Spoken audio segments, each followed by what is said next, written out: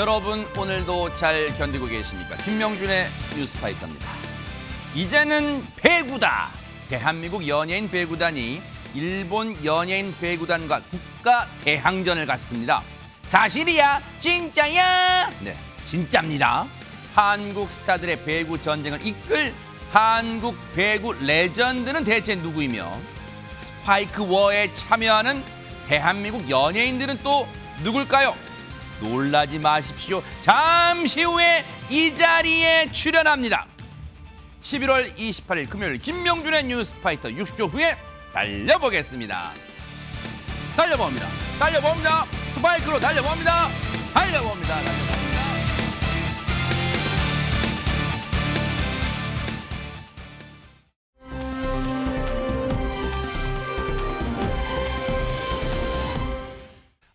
대한민국도 지금 정신이 없지만 지금 전 세계도 바삐 돌아가고 있는데요. 첫 번째 가볼 나라는 어딜까요? 안진용 기자님. 아무리 바빠도 국내부터 챙겨야죠. 좋네요. 네.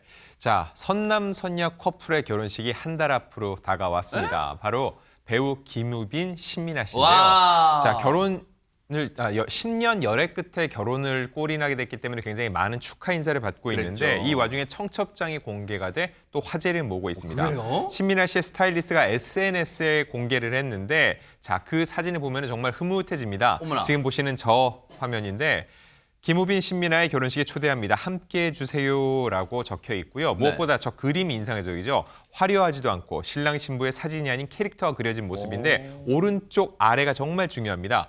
그림 신민아, 글 김우빈이라고 적혀 있는데 실제로 김우빈 씨가 글을 저기 쓰고 있다. 저기 적혀 있네요. 그렇습니다. 신민아 씨가 두 사람의 모습을 직접 저렇게 손으로 표현했다고 합니다. 안진용 기자님도 청첩장 받으셨다는 얘기가 아직은 안 들리네요. 네네. 아, 네. 아직은 받지 않았고 받더라도 몰래 다녀오겠습니다. 잘 넘겼는데 재치 있게 잘 넘겼어요. 근데 지금 저 보니까 그림 신민아, 글 김우빈이가 아까 그 좀 다시 사진 좀 보여줘. 어쨌든 이 역할 분담도 청첩장의 역할 분담도 한 것 같아요. 그림 신민아, 글 김우빈. 김현주 평론가님, 벌써부터 뭔가 찰떡고 뭐 부창부수 뭐 그런 게 느껴집니다 지금. 그러니까요. 그림이나 글을 선택한 게 아니라 이 두 사람이 직접 마음을 모아서 함께 만들었다는 데 의미가 있는 거죠. 직접 만들었다는 겁니다. 네.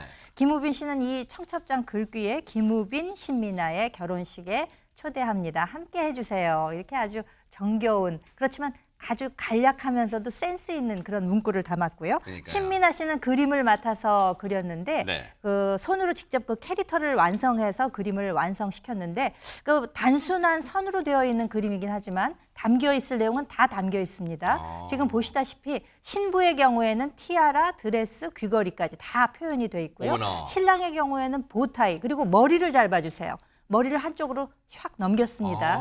평상시 김우빈 씨의 헤어스타일과도 비슷해 보이는 아주 저런 센스 있는 그림을 완성을 하게 된 거죠. 네. 그래서 이 청첩장을 받은 사람들의 경우는 이렇게 신랑 신부가 결혼식에 신경을 쓰고 정성을 담았구나 하는 느낌을 받으면서 저도 모르게 미소를 짓게 그러니까요. 하는 그런 청첩장이 아닌가라고 생각이 되는데 평상시에 마음씨도 굉장히 고운 두 분이었는데 네. 센스마저 쩐다, 센스쟁이 이런 반응들이 줄 잇고 있다고 합니다. 그러네요.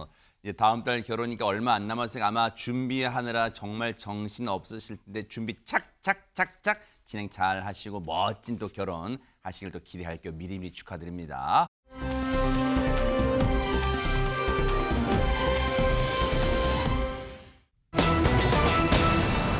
어머나 세상에 이재용, 임세령 이 두 분이 16년 만에 만났다는데 혹시 재회 장소가 커피숍이에요? 어디 맛집이에요? 어딥니까?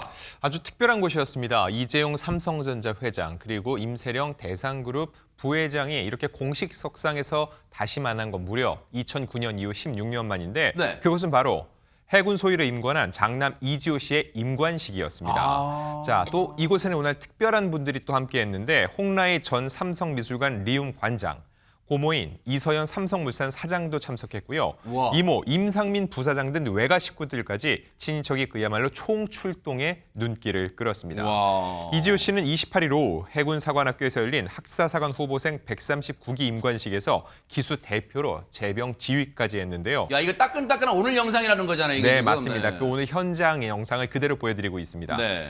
이는 남성 62명, 여성 21명 등 총 83명의 후보생을 전체로 와, 통솔하는 임세령 씨 배우처럼 하고 왔어요. 대박 사건을. 네, 굉장히 이제 뿌듯해하는 모습이죠. 무엇보다 이렇게 아들이 대대장 후보생으로서 기수 대표로 재병지를 했다는 측면에서 더욱더 자랑스러웠을 것 같습니다. 야, 아들이 진짜 와, 김현주 평론가님 내 아들 장하다. 아마 진짜 그런 마음이 그냥 막 들 거 아니에요. 그렇습니다. 아니, 훈련소에서만 나와도 얼마나 반가운데 그러니까요. 지금 정말 뿌듯하셨을 것으로 생각이 되는데 네. 미 시민권을 포기하고 해군 장교가 되기 위해서 이지호 씨가 자원해서 이제 저 코스를 선택을 한 거 아니겠습니까? 네. 이재용 회장은 임관 장교 계급장 수여식 때 네. 연병장으로 내려가서 아들에게 직접 계급장을 달아줬다고 와. 합니다. 그래서 이지호 씨는 경례를 한 연후에 네. 임관 신고를 했고 여기에 이 회장도 경례로서 화답을 했다고 하네요. 네네. 관련 영상이 있는데 잠깐 보실까요? 네네.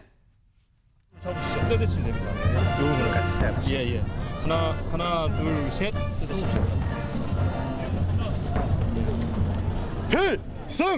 필승 신고합니다. 사관호보생 이지호는 2025년 11월 28일 부로 해군 소위의 임명을 명받았습니다. 이에 신고합니다. 필승 하나, 둘, 셋. 환영했습니다. 하나, 둘, 셋. 아들께 한 말씀 부탁드리겠습니다. 수고했어. 혹시 바디 파이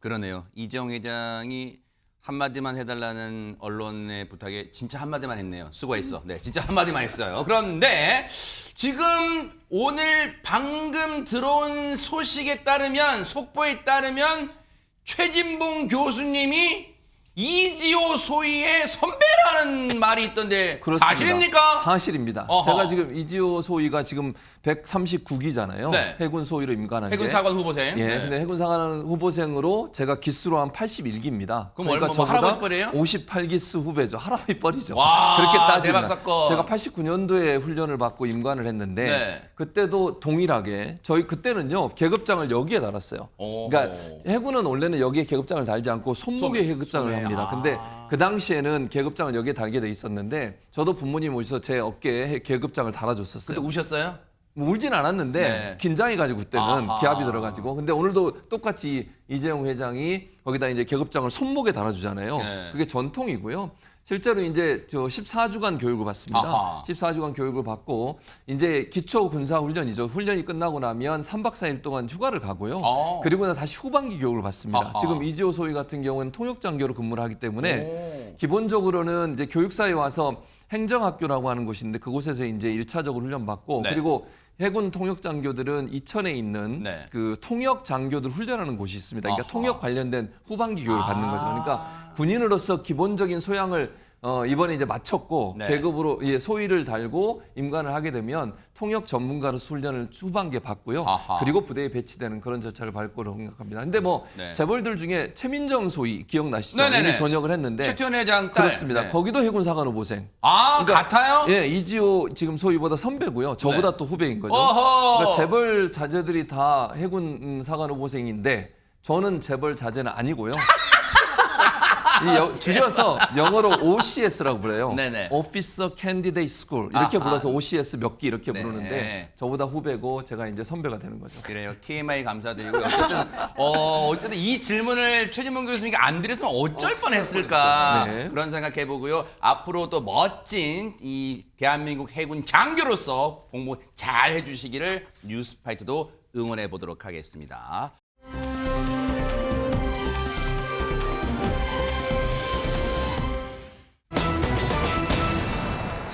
세상에 정말 반가운 이름, 우리한테도 정말 익숙하고 친숙하고 반가운 김원희 씨가 나왔는데 그 제목 보세요. 아마 장유미 변호사님 많은 분들이 궁금해하는 그 내용일 것 같아요. 네, 그렇지만 김원희 씨가 본인 입으로 직접 설명을 한 적은 한 번도 없었거든요. 그랬네요. 이제 김원희 씨는 결혼 21년 차에 접어들었습니다. 앞서 말씀 주신 대로 이 슬아의 자녀는 없는 상황인데요. 네. 일단 처음으로 방송에 나와서 그 사연을 털어놓았습니다. 이 이야기를 꺼내게 된 건 누군가의 입양 동의 서류를 본 이후였는데요. 바로 어제 방송된 MBN의 퍼즐 트립에서였습니다. 이 퍼즐 트립에는 6살에 한국을 떠나서 미국으로 입양을 가게 된 캐리라는 여성이 등장을 합니다. 네. 캐리는 미국에서 굉장히 훌륭하게 성장을 해서 지금 지금 경찰로 이분이에요, 그쵸? 예, 맞습니다. 네네. 경찰로 복무를 하고 있는데요. 46년 만에 고국인 한국에 돌아와서 지금 엄마를 찾으려고 한다고 합니다. 그런데 6살에 한국을 떠났는데 그때 아이 짐이 있었을 거 아니에요. 네. 근데 그 짐을 있었던 그대로 보관을 한다는 거예요. 왜냐면 나중에라도 내가 엄마를 찾을 때 이걸 봐야 아 그때 이 아이구나라고 생각을 할 수 있을 세상에. 거잖아요. 왜냐하면 그만큼 이제 연결고리가 흐릿하기 때문에 네. 그걸 지금도 보관하고 있다는 건데 이걸 김원희 씨에게 다 하나하나 보여주면서 본인의 사연을 풀어냈던 겁니다. 네. 그런 캐리 모습을 보고 김원희 씨도 지금까지는 이야기하지 못했던 본인만의 이야기를 털어놓게 된 건데요. 뭐라? 그 이야기가 어떤 내용이었는지 한번 직접 들어보시죠. 네네. 위 아동의 어머니인데 지금까지 이 어린이를 무적아로 길러왔습니다.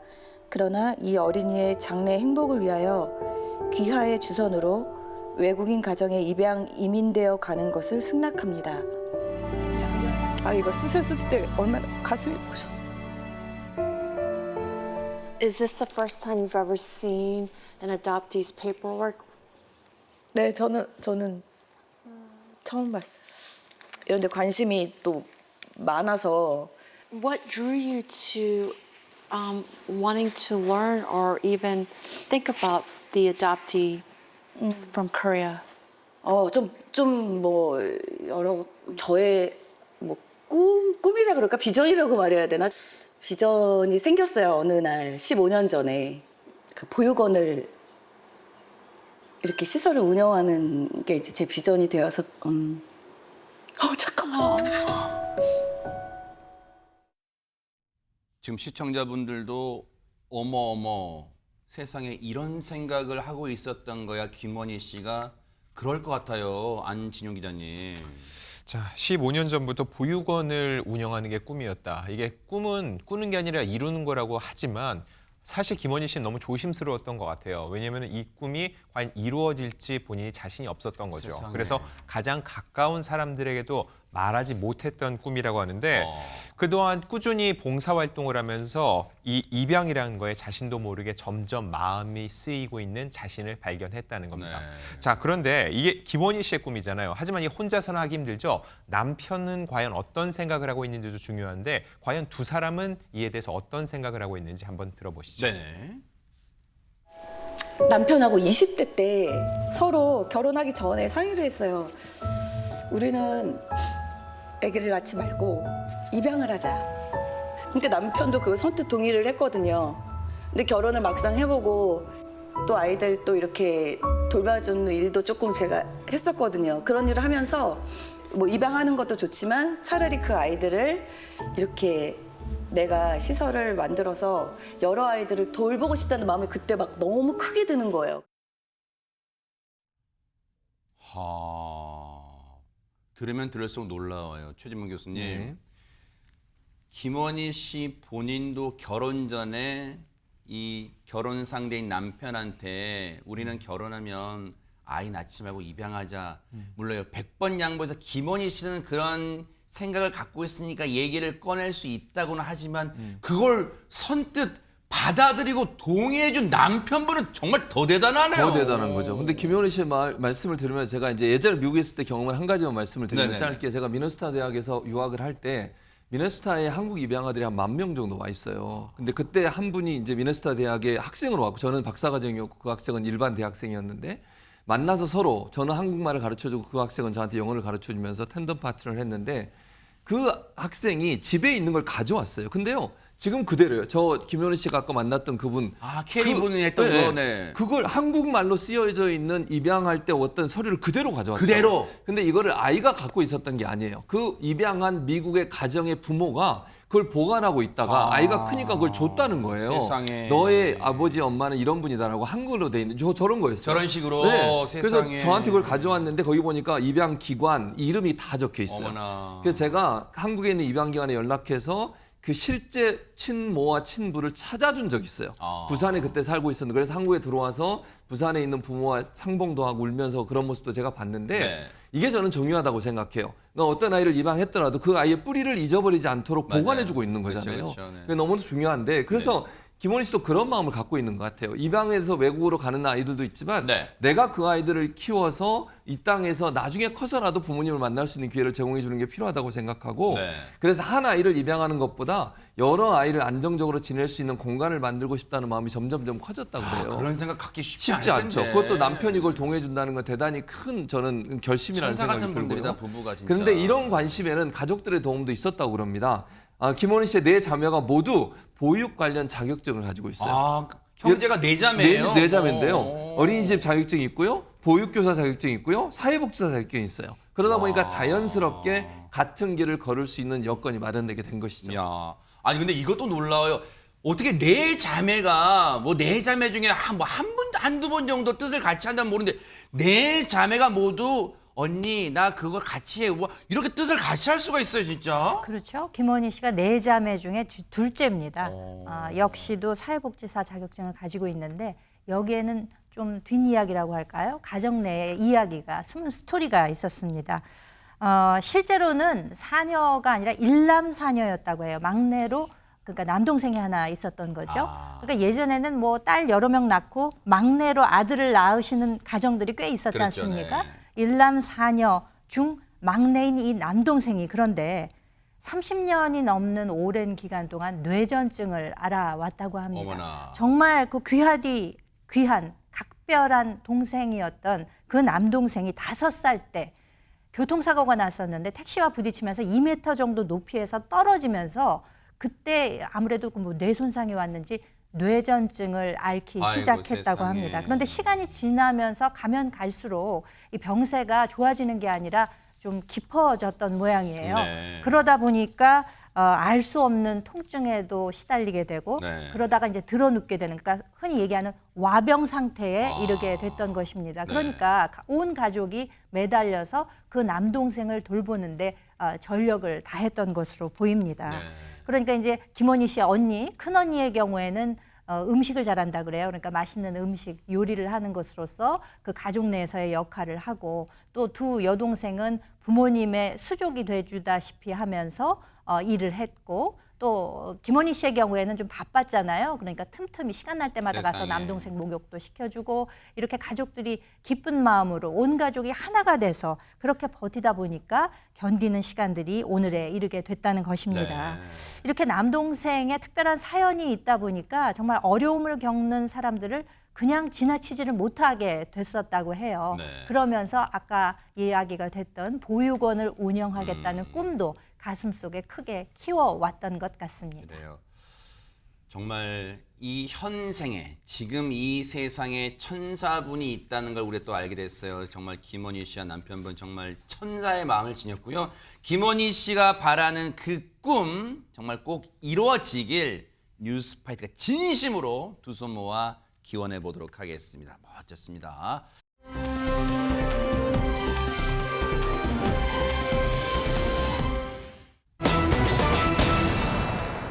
부산이 낳은 스타는 뭐 어마어마하게 많죠. 근데 지금 이 스타는 지금도 부산 거리를 걸어가면 다 쳐다본답니다. 대박 사건 영상으로 확인해 보시고 이어가 보도록 하겠습니다.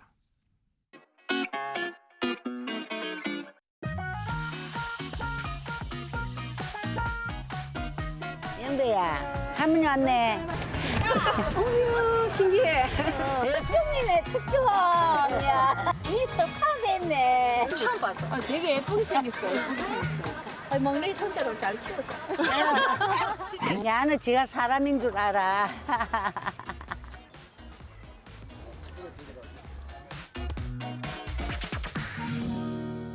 아가이 업었어요. 왜 강아지를 업고 다니셔요? 내 손주니까. 영배야, 뭐가 그리 보고 싶노? 야, 또 장구경을 시켜야지.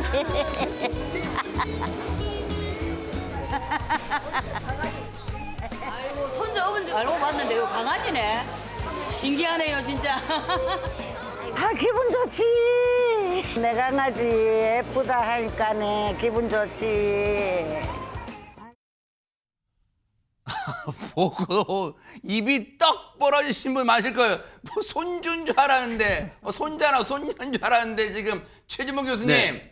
진짜 강아지예요. 근데 강아지예요. 이름이 있나 봐요. 영배. 영배가. 근데 영배가 실제 할머니가 키우는 강아지는 아니고요. 네. 할머니의 딸이 키우는 강아지입니다. 아. 근데 이제 딸이 직장을 나가니까 중간에 돌볼 수가 없잖아요. 그러니까 네. 이 할머니 부부가 이 영배를 키우는 거예요. 어머나. 근데 저렇게 이제 뒤에 포대기에 싸고 이러고 이제 업고 다니니까 사람들한테 큰 관심을 갖고 있는데 네. 이 영배 이름과 관련해서 할머니는 이렇게 말씀을 하십니다. 강아지 주인인 딸의 성을 따서 정영배라고 지었다. 정영배.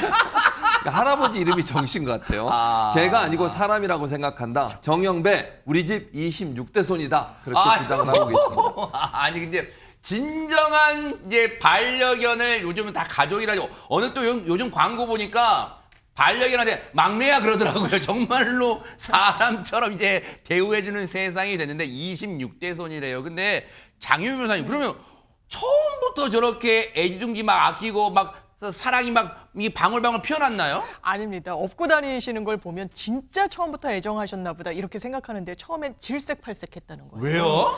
왜냐하면 오히려 이 영배의 주인이자 이 할머니의 따님 이야기를 좀 전해드리면요. 엄마가 처음에 강아지를 엄청 싫어하셨는데 왜 싫어하셨냐면 이 강아지나 개는 이 시골 마당에서나 키우는 거지 무슨 사람 사는 방 안에 들여놓냐. 누가 강아지를 집안에서 키우냐 이렇게 핀잔을 주셨다는 건데요. 네. 더구나 털 날리고 냄새 난다고 처음에는 굉장히 거부감을 보여주셨다는 겁니다. 왠지 제 생각과 비슷하신 마음을 보셨는데 아니 근데 저렇게 질색팔색을 하셨는데 안진용 기자님 하루아침에 180도 바뀌게 되는 어떤 계기가 있을 거 아니에요. 저 흐뭇한 이야기 뒤에는요, 사실 가슴 아픈 사연이 숨겨 있습니다. 네? 네, 일단 저 영배 할아버지에 따르면은 어느 날 차량 이 운전대 밑에서 스파크가 튀면서 화재가 발생했던 거죠. 이로 인해서 주차장 천장도 전부 타고 자신의 차뿐만 아니라 다른 차량 4대까지 전소가 됐습니다. 아이고. 이런 화재 피해를 보상하는 과정에서 아내가 우울증을 얻게 됐다는 거죠. 자, 그런데 이 할머니의 우울증을 벗어나게 해준 존재가 바로 이 강아지 영배였다는 거죠. 세상에. 할머니에 따르면 안 좋은 생각 때문에 내내 울고 있었다. 네. 그런데 영배를 키우고부터는 뭐 이런저런 생각할 여력조차 없었다. 그냥 영배만 봐도 너무 좋았다고 얘기를 하셨습니다. 어머나 세상에 지금 보니까 포대기에 없는 또 이 모습 그리고 업히는 영배가 진짜 영배라고 하니까 되게 친숙하다 진짜. 영배가 업히는 거 보니까 진짜 사람이에요. 그냥 막 이 피하거나 하는 게 아니라 깡깡깡깡 막 올라타요 진짜. 포대기 딱 안기는데 진짜 이제는 때려야 뗄 수 없는 사이가 됐잖아요. 할머니와 영배 둘의 행복한 일상의 모습은 어떨까요? 영상 보시고 이어가 보도록 하겠습니다.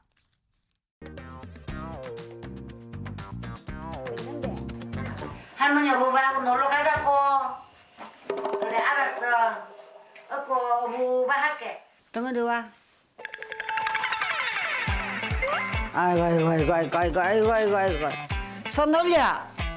손 딱 올려.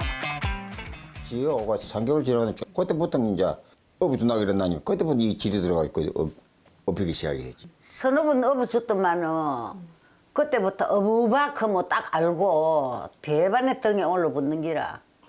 그 어부박 하면 막 하라고 앵기 붙는다. 됐어. 자, 아빠 자. 아빠 걷겨라. 자. 가자. 아유 그 좋아. 아야. 쓰러진 채 연기를 하면 영배가 할머니 옆에 붙어가지고 그러니까 할머니 챙기거든요. 엄마는 그게 재밌어서 한 번씩 그 산에 올라오면 계속 쓰러지는 연기를 하세요.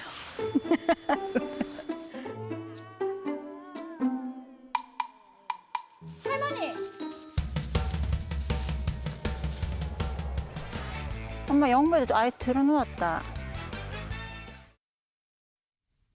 진짜 대단해요. 진짜 천재. 근데 최진목 교수님 아까 옆에 계신 할아버님 표정 보니까 네. 아이고 나는 찬밥 신세 영배 때 나는 완전 찬밥 됐네. 지금 그런 그런 표정이에요. 표정이에요. 지금. 할머니는 온통 영배한테 관심이 가 있어요. 네. 자기 손자 얼마나 너무 귀엽겠어요. 그리고 본인이 사실은 힘들고 어려울 때 영배를 통해서 위로도 받고 힘도 얻었잖아요. 네. 그러니까 고마움이 있을 거예요. 아하. 영배를 자식처럼 그렇게 생각하는 이유는 네. 결국 본인이 영배를 통해서 힘을 얻고 도움을 받았으니 그걸 되갚아주는 거라고 저는 야. 생각하거든요. 사람이 예를 들면 좀 죄송한 말씀이지만 남편이 위로가 안 됐잖아요. 그 어려울 때. 그러니까 남편보다 사실 영배가 더 소중한 거지. 네. 나를 이렇게 위로해주고 진짜 나를 사람으로 대접해주고 이렇게 내가 편안하게 살 수 있도록 도와준 게 영배라고 하니까 남편보다 영배에게 관심이 많은 것 같습니다. 그래요. 영화 제목 같아요. 남편보다 영배.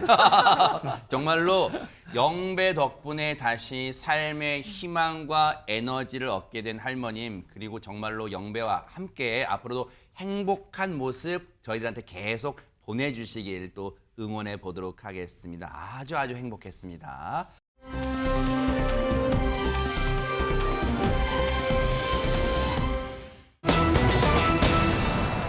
기분이 너무 좋고 분위기가 좋았는데 지금부터 들려드릴 이 내용은 여러분 진짜 분노가 치밀어 오르실 거예요. 안진용 기자님. 그야말로 천일 공로할 이야기를 들려드리겠습니다. 30대 만취한 한 남성이 60대 대리기사를 차 안에서 폭행했습니다. 그리고 이 대리기사를 차 밖으로 밀어내고 본인의 운전대를 잡았습니다. 어머나. 여기까지만 해도 음주운전 문제죠. 네. 하지만 이제 시작입니다. 어머나. 이 밀쳐진 대리기사는 떨어지지 않고 안전벨트에 여전히 묶여 있었습니다. 어머. 이때부터 이 안전벨트는 더 이상 안전하지 않겠죠. 세상에. 자, 이 아찔한 순간 과연 어떻게 됐을지 저희가 영상으로 보여드리겠습니다. 영상이 있어요, 네. 승용차 운전석이 열려 있고 밖으로 나와 있는 대리기사의 발이 보입니다. 어머나. 차 안에서 실랑이가 벌어지는 듯 하더니 운전석에 앉은 남성 모자가 밖으로 떨어집니다. 자, 근데 잠시 후 차량이 달리기 시작하죠. 중요한 건 대리기사가 밖에 매달려 있습니다. 그리고 만취한 승객이 직접 운전대를 잡고 있는 상황인데요. 어머나. 마주오던 SUV를 저렇게 들이받고도 이 승용차 어떻게 했을까요? 멈추지 않고 계속 중앙선을 넘나들며 어머. 내달립니다. 자, 안전벨트에 몸이 묶여 이 내달리는 차에서 1.5km나 매달려 있던 60대 대리기사는 결국 숨졌습니다. 뭐라고요? 저 30대 밖에 안 먹은 저희 사람이 지금 최진목님 저희 사람입니까 지금? 사람이 아니죠. 저런 행동을 하고 어떻게 사람이라고 얘기할 수 있겠습니까? 사람이라면 도저히 할 수 없는 행동을 했어요. 금수만도 못해요. 저는 사람이라고 보이지 않고요. 저 30대 남성 회사 동료들과 술자리 하고 나서 대리운전기사를 불렀는데 4만 원 줬습니다. 그 60대 대리운전기사가 4만 원 벌기 위해서 운전대를 잡았어요. 세상에. 그런데 가고 있는데 갑자기 60대 대리기사에게 욕설을 퍼붓고 폭행을 가하기 시작했습니다. 이유가 뭔지 아세요?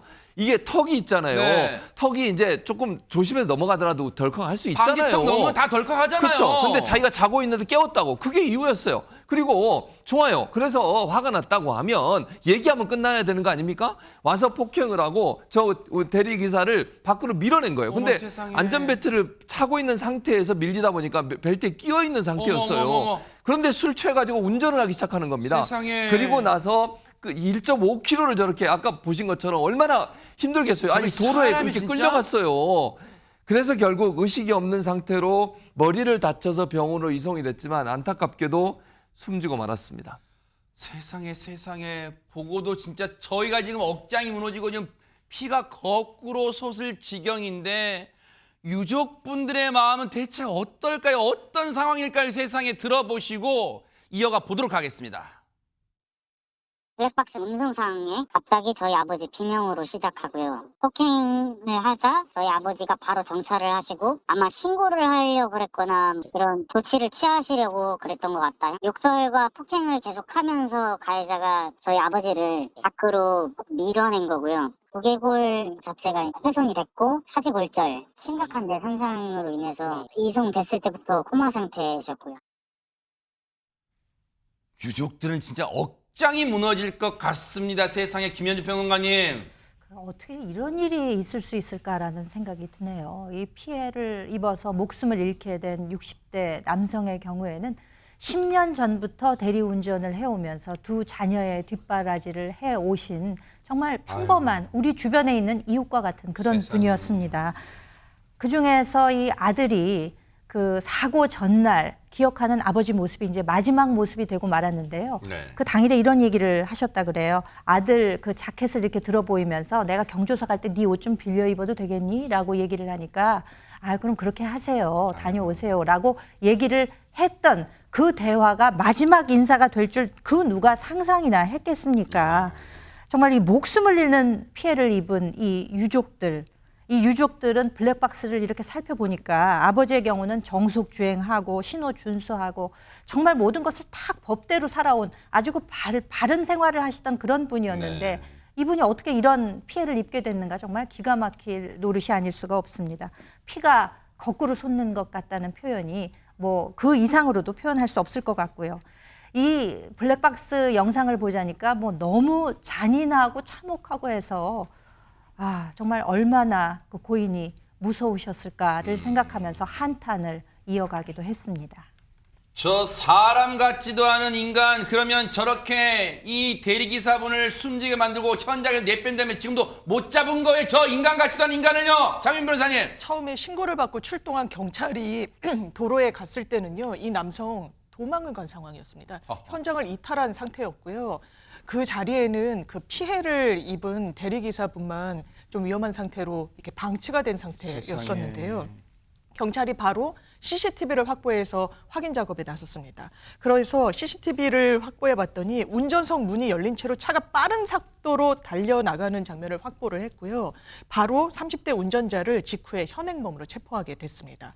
이 30대 남성, 그러면 도망갈 정신은 있었는데 사고 경위를 물었더니 대답은 제대로 했을까요? 그렇지 않았습니다. 술에 취해서 기억이 나지 않는다고 내뺐고요. 경찰이 CCTV 그리고 확보한 블랙박스 등을 제시하자 그제서야 혐의를 인정했는데 이 남성 당연하지만 살인 혐의 받고 있고요. 네. 특가법상 운전자 폭행 혐의도 더해져서 구속 상태로 검찰에 넘겨진 상황입니다. 너무너무 어처구니가 없는 인간이에요. 이거 반드시 법이 살아있다는 걸 보여주기 바랍니다. 법의 가장 무거운 처벌 내려주기를 기대를 해보도록 하겠습니다.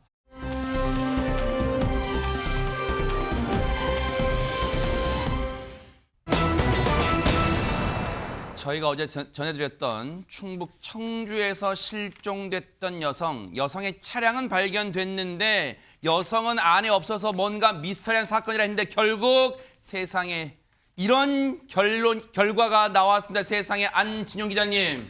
네, 실종 44일 만인 어제 결국 시신으로 발견됐습니다. 지난 26일 유력한 용의자로 체포됐던 이 50대 남성이 차 안에서 폭행을 했지만 살해하진 않았다고 주장을 했었죠. 하지만 범행을 결국 자백했습니다. 당시 상황이 담긴 영상부터 보여드리겠습니다. 네네.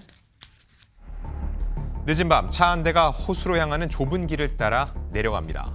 자, 잠시 뒤 차는 보이지 않고 그 길을 따라서 한 남성이 지금 보시는 것처럼 걸어 나오고 있습니다. 이 남성, 피해 여성의 전 남자친구인 50대 남성인데 피해 여성의 차를 충주호에 버리고 올라오는 길인 겁니다. 세상에. 이 여성은 지난달 14일 청북 청주에서 이 차를 타고 퇴근하던 중 실종됐는데요. 수산에서 경찰이 지난 26일 오전 남성을 유력한 용의자로 긴급 체포했고 이후 충주호에서 차를 건져 올립니다. 세상에. 그리고 어제 남성의 거래처인 충북 음성의 한 폐기물 업체에서 여성의 시신을 발견했습니다. 바로 저곳입니다. 세상에.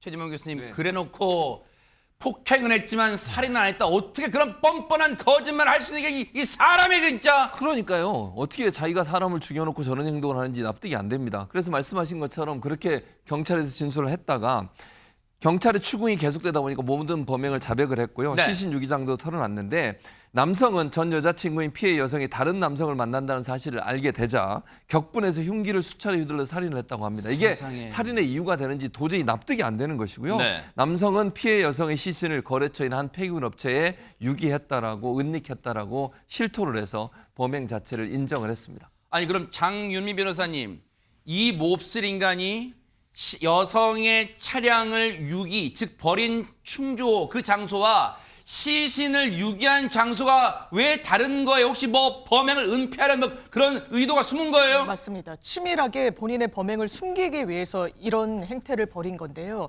차량은 혈흔이 낭자하니까 본인의 평소 거래처인 이런 폐기물 처리 업체에 숨겨놨습니다. 천막을 덮어놓고서는 그쪽에서 왜 차를 맡기냐라고 했을 때 우리 애들이 차를 갖고 그렇게 사고를 치고 다녀서 세상에. 차를 내가 뺏어와서 여기다 두는 거다. 그럼 시신은 오폐수 처리하는 곳에 따로 또 은닉을 했다라고 합니다. 그러면서 범행을 숨기려고 했지만 소기의 성과를 거두진 못했고요. 당연하지만 이 남성 살인 혐의로 구속영장이 신청됐는데 영장 실질 단계에서는 모습을 드러내진 않았습니다.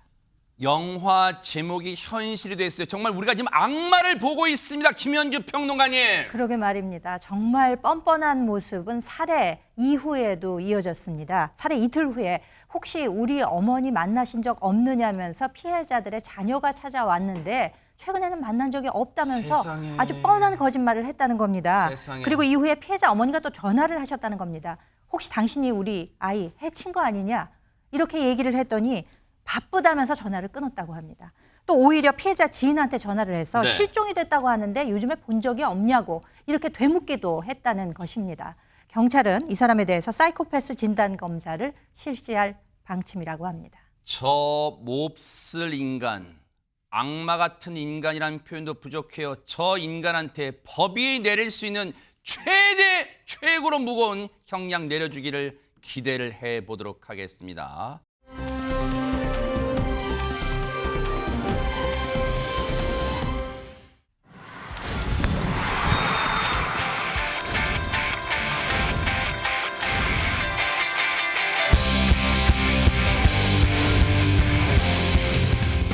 보는 것뿐만 아니라 함께 즐기는 누구나 그냥 쉽게 할 수 있구나, 따라할 수 있구나. 배우가 재미있는 스포츠다라는 것을 널리 알고 싶습니다.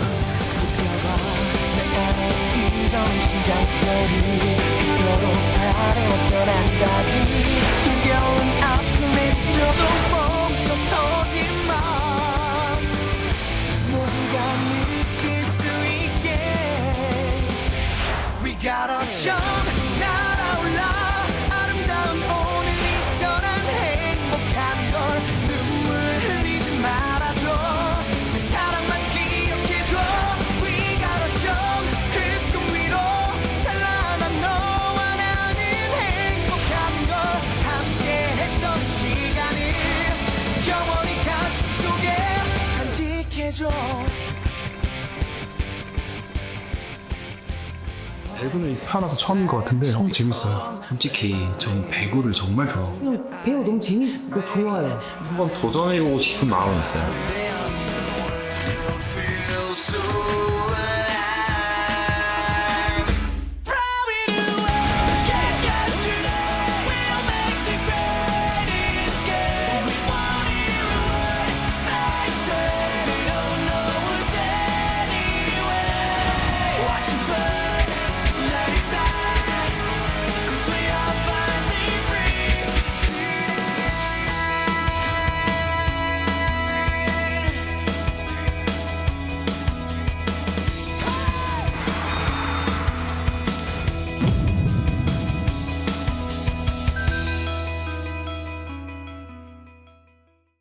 대박 사건, 대박 사건. 지금까지 이런 예능은 없었다.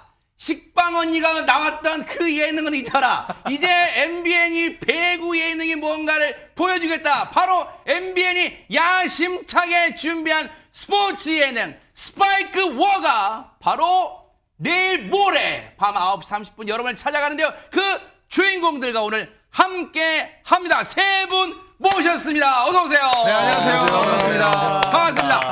뭐 제가 소개해드리는 것보다 시청자분들께 직접 세 분이 순서대로 한번 자신을 좀 소개해 주시기를 부탁드릴게요. 예, 안녕하세요. 전 배구 국가대표 선수 신진식입니다. 잘생겼다. 와, 잘생겼다. 대박 사건. 네네. 네, 안녕하세요. 전 배구 선수 김요한입니다. 네. 또 잘생겼다. 또 잘생겼다. 또 잘생겼다. 네네. 자, 이제는 가수에서 배구 예능으로 돌아왔습니다. 신성입니다. 반갑습니다. 안녕하세요. 네. 네. 지금 지금 시청자분들도 지금 이러실 거예요.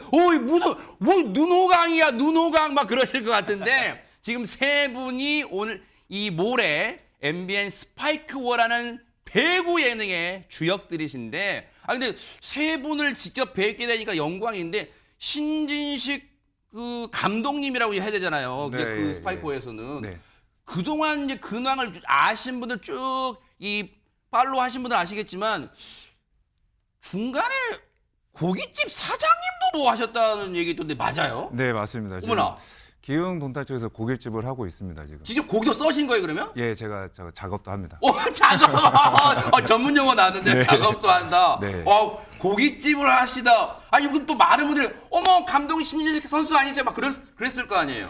예, 그래서 저희가 뭐 홍보는 많이 안 되지만 네. 제 이름 보고 이제 고깃집 오셔갖고 와. 사인 받아가고 사진 찍고 많이 지금 영상 나와요. 나오는 거예요? 네. 와, 그래서- 지금 고깃집에 저렇게 배구공도 다 장식되어 있는 거예요? 네, 많이 갖다 놓고요. 모든 뭐 종류별 사인볼도 다 갖다 놨습니다. 어머나. 야구공, 농구공 다 갖다 놓고요.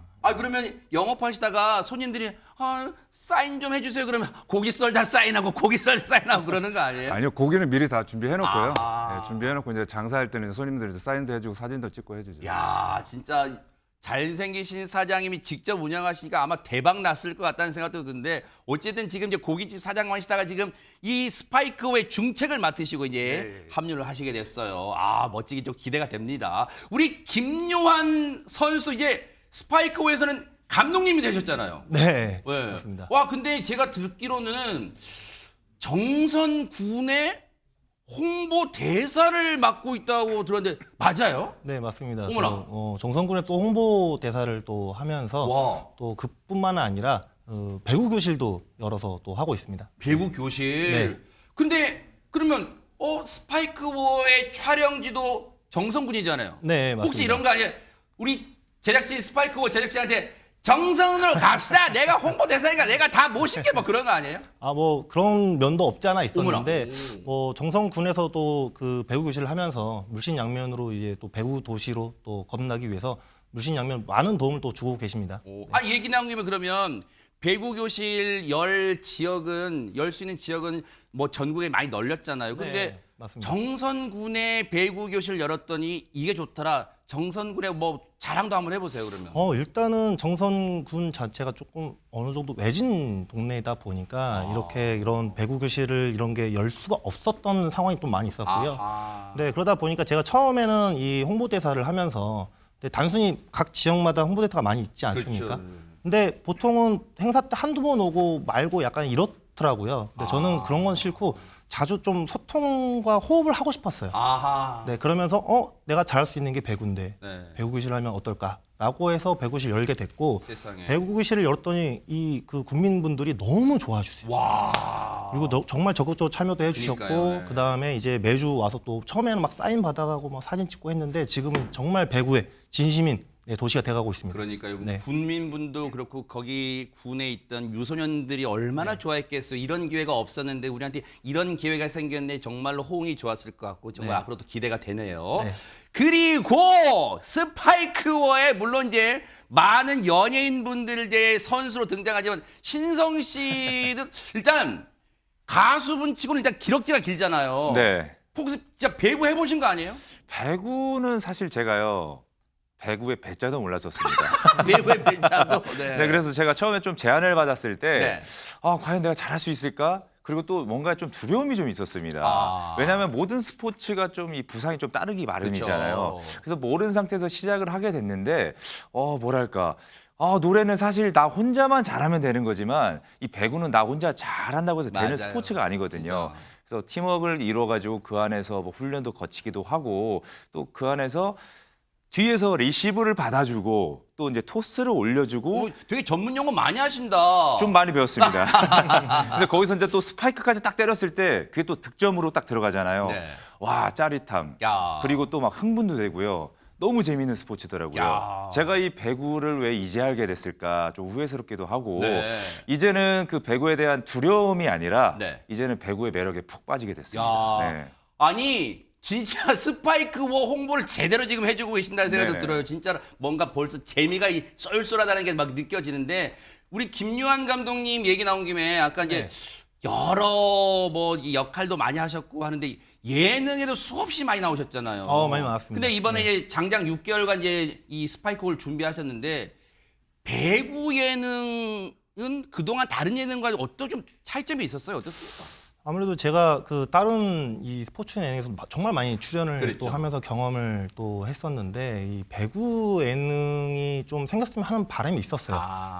근데 이 스파이크호가 나오기 전까지는 나올 수 없었던 것 자체가 배구가 예를 들어서 제가 생각했을 때는 다른 뭐 이 단체 운동이긴 하지만 예를 들어서 농구나 네. 축구 같은 경우는 보통 혼자서 드리블이 가능한 네, 그런 스포츠이지만 배구는 유일하게 터치를 한 번밖에 할 수 없는 그런 종목이다 보니까 좀 하기 어렵다라는 이런 인식들이 좀 있었어요. 네, 그러다 보니까 이게 너무 어려우니까 배구 예능을 못 만드는 약간 그런 어려움들, 약간 이런 것들이 있었는데 제가 봤을 때는 지금 그런 어려움도 있지만 또 분명히 또 처음 배구를 또 접하시는 분들도 또 쉽게 접할 수 있는 것도 배구거든요. 아, 그래요? 네, 그랬을 때 제가 봤을 때는 그래도 네, 정말 처음에 하시는 분들도 충분히 하실 수 있고 또 저희가 협동하는 그런 모습들을 보여줄 수 있으면서 다른 예능과는 이런 협동심을 더 볼 수 있지 않을까라고 생각을 얘기 해봅니다. 듣고 보니까 그러네요. 아니 왜냐면 신진승 감독님 저도 그 회사 체육대회 때 배구 했었는데 네. 그때 기억은 뭐냐면 뭐 서브도 많이 아팠지만 남이 때린 스파이크를 제가 받았더니 손목이 그냥 떨어져 나갈 듯이 너무 아프더라. 이런 배구를 어떻게 하지 선수들 막 그런 생각이 들었어요. 그러니까 선수들도 처음에 휴가 갔다 와서 일주일 동안은 처음에 아픕니다. 진짜 그 정도예요? 네. 그러니까 처음에 볼을 세게 때려줘요, 일부러. 그래서 일주일 지나고 나면 그 다음부터는 안 아픕니다, 선수들. 잠시만 쉬어도 선수들도 그렇게 아프다는 거예요? 네, 그렇습니다. 어머나. 그러면 몸이 지금 단련됐다는 건데 아까 우리 신성 씨도 부상 얘기를 했단 말이에요. 근데 우리 코트를 보면 그래도 안전하게 이제 약간 푹신푹신하게 원래 장치가 돼 있잖아요. 다른 코트와는 달리. 네. 뭔가 그래도 부상의 염려 막 있을 것 같아요. 그러니까 부상은 뭐냐면 선수들이 볼을 보면서 이제 두려워했을 때 넘어질게 두려워했을 때가 부상이 되는데 네. 이제 가볍게 이제 훈련 통해서 넘어지는 훈련들을 하면 큰 부상은 나오지 않습니다. 역시 뭔가 이 전문가의 길을 걸어온 두 감독님과 우리 연예인 이 배구단이 같이 하니까 좋은 어떤 이 시너지 효과도 났을까 이런 생각도 드는데 우리 또 김요한 감독님 하면은 두 분이 혹시 신진식 감독님하고 현역 때 이제 나이 차이는 있는 걸로 알고 있는데 현역 때 혹시 맞대결 한 적 있으세요? 네, 있죠. 있어요? 선수 때도 저도 선수 때 맞대결이요?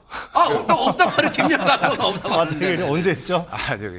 저기 제가 마지막 은퇴 시기 때 잠깐 했었습니다. 그래요. 갈색 폭격기로 워낙 이제 유명했던 신진식 감독님인데 제가 기억하는 기억이 맞다면 그때 삼성화재 소속으로 실업배구 뭐 77연승인가 막 하고 그랬잖아요. 네, 그렇습니다. 그리고 겨울 리그 9연패 그 위협을 달성하고 정말 그건 전설 아니에요, 전설? 지금도 뭐 프로에서 깨지기 쉽지 않은 기록이죠. 예. 어깨가 좀 그 얘기 하시면 어깨가 좀 올라가시는 듯한 느낌인데요. 제가 했기 때문에. 예. 네, 정말로 그건 지금도 전후무 후보 아직도 깨지지 않고 있잖아요. 네, 지금 그렇습니다. 정말로 중요한 기록이고 그런 점에서 이제 현역 때 맞대결은 안 했지만 김요한 감독님은 이제 신진식 감독님의 활약상을 이제 보면서 선수 생활을 해왔을 거 아니에요. 그럼요. 어떠셨어요? 일단은 제가 어릴 때부터 배구를 누구를 보고 컸냐면은 지금 옆에 계신 이제 신지식 감독님을 배구를 보면서 제가 또 성장을 하고 또 꿈을 꿨고요. 그리고 나서 제가 정말 다행스러운 거는 그래도 제가 첫 대표팀에 들어갔을 때 딱 계셨었어요. 그때 한번 같이 또 생활도 하면서 그렇게 해서 또 이제 많은 것들을 또 알려주셨었는데 지금 또 아무래도 경험이 많으시잖아요. 그러다 보니까 저한테 또 많은 또 기감을 또 주고 계십니다. 아니 오늘 나오신 게 진짜 바쁘신 분들 모신 김에 그래도 시청자분들께 볼거리를 좀 제공해야 되는 차원에서 그 보통 이제 요 옆에 한옥마을 가면 이제 제기차기 막 그런 거 한단 말이에요. 그래서 제가 영감을 얻은 게 배구공으로 뭐 튕기기 좀 해보실 수 있을까요? 제가 지금 배구공 준비했습니다. 저희 제작진이 저희 이렇게 딱 준비했어요. 경기용 써 있어요. 경기용 써 있습니다. 자 과연 이걸로 제자리에서 일단 김유한 감독님하고 같이- 신진식 감독님이 그래요? 정말 뭔가 이제 사질지간 아니지만 뭔가 선후배 대결 맞대결로 공 튕기기 한번 한번 해보실래요? 자, 제가 제자리에서? 하나 둘 외칠게요. 하나 둘 셋. 어머. 5, 6, 7, 8, 9, 10. 이대로 대박 이대로 완전 계속 할 텐데 와. 계속 아니, 진행해도 그러면 될 것 같은데? 두 전문 이 선수 출신 감독님은 끝이 안 날 것 같으니까 아마추어인 저와 신성 씨가 한번 같이 이렇게 대결이요? 진 사람이 오늘 네. 방송 끝나고 저녁 내기. 네. 저녁 내기. 네, 너무 좋다. 네. 하겠습니다. 자. 자, 하나, 둘, 셋. 오, 잘하시는데. 오, 잘한다. 진짜 안돼 돈 없어. 네, 잘했습니다. 잘 보겠습니다. 이거 진짜 어렵네요. 아주 말로만 들었는데 진짜로 어려운 그 예능 스파이크원인데 이게 선수들 이게 연예인분들이 선수를 하다 보니까 지도하실 때 혹시 어려운 점 그런 건 없었을까요? 근데 배구를 이제 처음 접하다 보니까 연예인들이 처음에 이제 룰이 잘 모릅니다. 예, 룰도 모르고 이제 배구를 하면서 아까 말씀하신 손이 아프다고 그러니까요. 계속 멍들었다고만 하고 그러다 보니까 그런 부분들이 좀 힘든데 이제는 조금 설명해주고 많이 훈련들을 받아서 지금은 손 아프다는 선수도 없고 아이고. 배구 룰도 이제 많이 알기 때문에 야. 이제 조금 괜찮습니다. 그러니까요. 네. 또 잘생기신 감독님들이 또 해주시니까 쏙쏙 들어올 텐데 아니 제가 듣기로는 신성 씨가 네. 김요한 감독님하고 동갑이라는데 맞아요? 네, 동갑내기 친구입니다. 그러면 예. 훈련할 때 좀 힘들면 친구야 우리 친구 아이가 나 좀 봐줘 막 그러는 거 아니에요? 아닙니다. 저는 이제 공적인 자리와 사적인 자리에서는 정말 구분을 잘하기 때문에 오호. 사실 배구도 옆에 있는 우리 김유한 우리 감독님의 제안으로 시작을 하게 됐는데 진짜예요? 네, 타 예능에서 그때 탁구로 치면서 그때 친해지게 됐는데 알다시피 보면은 잘생겼지, 키 크지, 또 피지컬도 좋잖아요. 본인 얘기하시는 거 아니에요? 아니, 우리 감독님. 그래서 볼 때마다 되게 완벽하다. 정말 완벽남으로 이렇게 보였는데 네.